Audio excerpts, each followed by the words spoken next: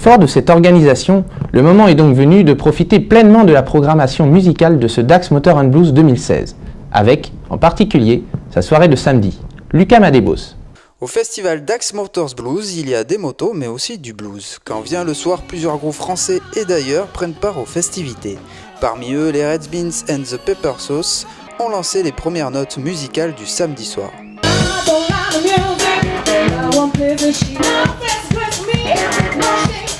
La chanteuse a une voix extraordinaire, une présence sur scène et un blues vraiment particulier.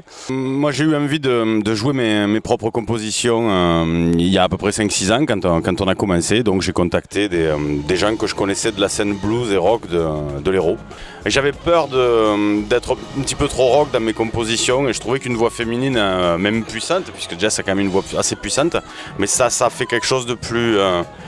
Voilà, ça coupe un peu la testostérone ambiante, ça fait pas non plus après du blues rock pour camionneurs. Il faut s'imposer un petit peu parce que ces messieurs sont puissants derrière, donc mais ça va, ça le fait plutôt bien. Voilà, on dirait que je suis la chouchou du groupe.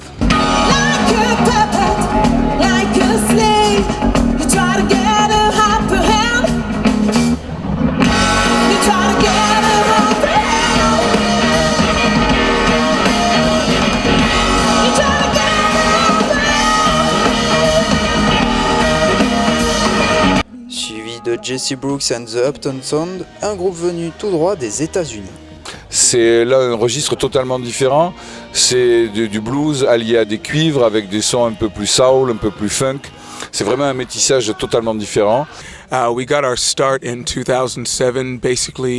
a commencé en 2007 à travers de petites annonces, on s'est rassemblés, on a écrit des chansons et on a sorti notre premier album en 2009 et depuis on fait des concerts aux États-Unis et en Europe. Ce qui me motive, c'est de pouvoir me connecter avec les gens, de les faire danser, et c'est ce qui marche pour moi aussi. Quand je monte sur scène, je trouve mon énergie dans le partage musical avec le public. S'ils dansent, tant mieux, sinon, c'est leur choix. The Uptown Sound will get you laid and make you rich.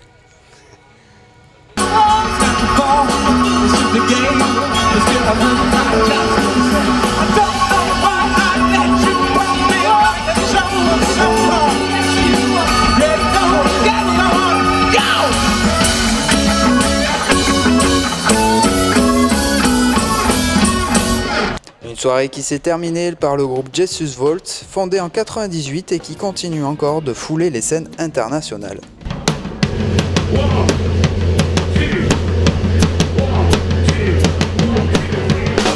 Là on est plus les deux pieds dans la fosse, quoi. C'est un blues beaucoup plus râpeux qui va complètement détonner des deux autres groupes qui seront passés avant. Les mecs qui disent que le rock'n'roll est mort et que toutes les musiques qui sont cousines du rock'n'roll, le blues et tous ces trucs là. Mais non, c'est pas vrai, c'est vous qui êtes morts les mecs. C'est tout, vous n'avez pas les couilles. C'est juste ça quoi, tu vois, les gens ils sont là. Tu leur donnes, ils le mangent. Hein. Si tu leur donnes toujours, tu les fais bouffer du McDonald's, ils vont bouffer du McDonald's si tu veux. Donc ils seront habitués à du goût sucré, du goût salé.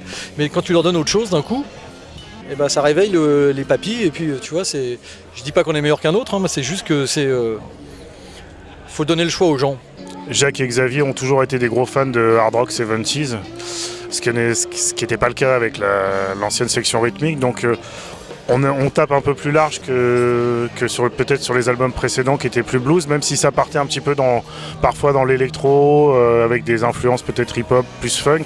En gros, notre influence, c'est de Johnny Hooker à Motorhead, quoi.